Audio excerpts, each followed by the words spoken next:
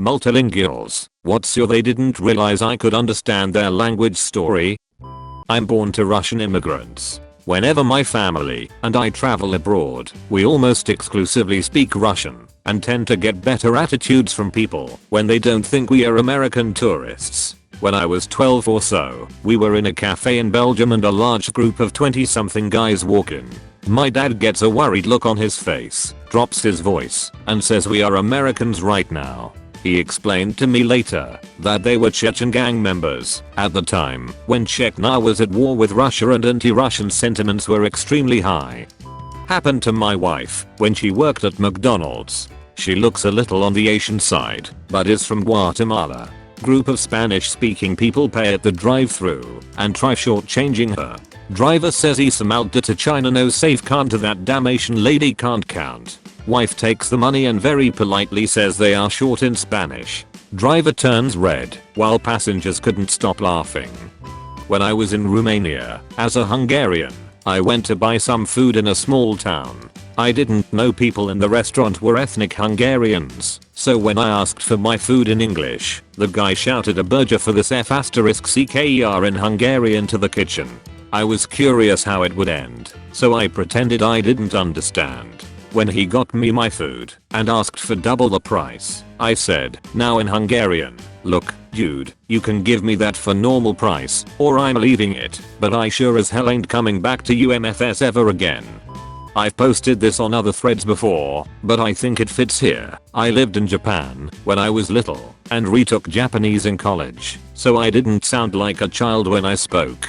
To solidify my new language skills, I went to my hometown for about 6 weeks a summer in college. It was a small town, so most people remembered me or my family, but some people I stayed with, 6 weeks, 11 families that at least wanted me to spend a night in their home, were new to the area, since we left 15 years or so earlier. One of these families had a high school aged son who wanted to borrow me for his high school's international festival. No problem. I'd go and let other high schoolers practice their English with me and do carnival games and stuff. However, the guy apparently did not get the message that I spoke Japanese and proceeded to introduce me to all his friends as his girlfriend. I'll let him have his moment for the night without leading him on, but on the train ride back to his home, he was talking to his friend in Japanese and I joined in on the conversation. Also in Japanese. The embarrassment on his face was worth knowing. All his friends thought I was his girlfriend. I was a Mexican living in Germany with a Chinese school-assigned roommate. He claimed to not speak any English and my German wasn't good, so we weren't able to communicate. My German roommate then claimed he told them he didn't speak any German, so I gather he was antisocial. I took 3 years of Mandarin in high school, but I didn't try using it on him. About 3 months in, he and another Chinese student got off the bus at the same stop I did, and we all walked together to our flat.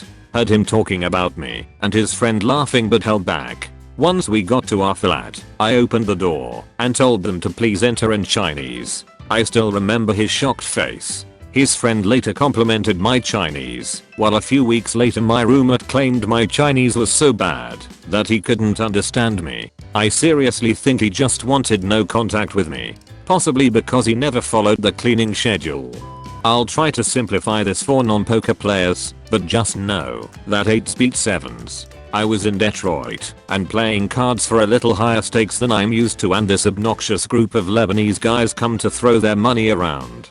They weren't good at all, just bet big and bluffed a lot. I took a stand with pocket 8s and ran into a flop of 4 10-jewel rainbow. I called a big preflop raise of $50, 4 ways, and you shoves all in for $450 more. Everyone folded around to me, and I think for a bit. His friend asked what he has against the rules in Arabic against another rule, and he answers Saba Saba, which means 7 to 7. I look up and say call and tell him shukran, thank you, in Arabic. I'm Asian, so it was obviously unexpected.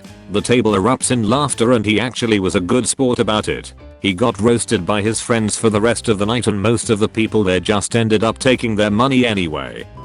My husband grew up in multiple countries, and, though his English is pretty heavily accented, it's a sort of unidentifiable hybrid of all the countries where he learned it in school. He didn't move to the US until he was in his late 20s. When we went for our wedding rings, and in walks super white me and my very Latino looking, then, Finna K. It's a tiny little shop and the two proprietors begin to talk amongst themselves in Hebrew, one of my husband's first languages, about how much they should charge. The first says, it should be at least $650. The second says, tell him it will be $700 at least, maybe $750. I can try that. My husband says, in Hebrew, but with a smile, I'll give you $500. They just froze, and everyone laughed, and we went into a more open negotiation. We paid $600 and I think everyone was happy.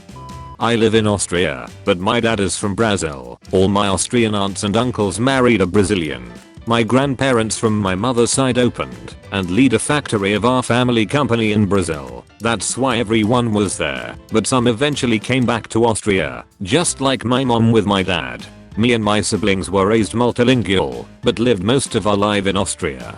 So once when I was around 10, my mom and me were on a tram in Vienna with my little brother, who was around 2 at the time, in a stroller, and he starts crying, really loudly. Then one Brazilian lady starts speaking really loudly, and in an obnoxious tone something in the lines of, well, these European folks don't know how to treat their children with love. How can someone be so cold and unaffectionate to a child as to let them scream without taking them out of the stroller and holding them? We were standing BTW. There was no seat big enough at the time where we could leave the stroller. So, I was getting worried we were doing something wrong. I wanted to comfort my brother and get him out, but my mom stopped me and really loudly said in Portuguese, leave him. It is too dangerous to take him out of the stroller while we are standing here and the tram is moving. You could see the woman's face go from red to white and back to red, get up and get out so fast at the next exit that we just started laughing, and my brother ultimately calmed down.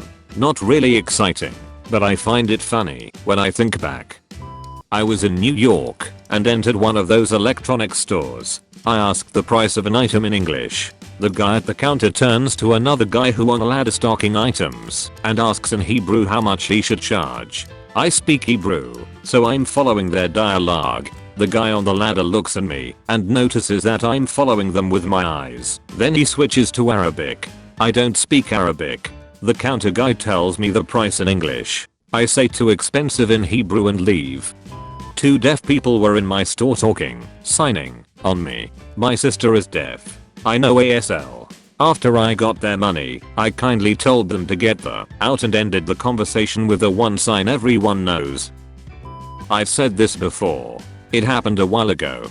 I went to a psychiatric emergency ward once and asked for help and if they were comfortable to speak English. I understand Danish, but have a hard time making myself understandable in it and didn't really feel like an idiot at a crucial time of my life. I stayed there for 4 days without anyone realizing I knew what they were saying about me right in front of me. 2 of the nurses thought I was cute. 1 doctor thought I was lying all the time.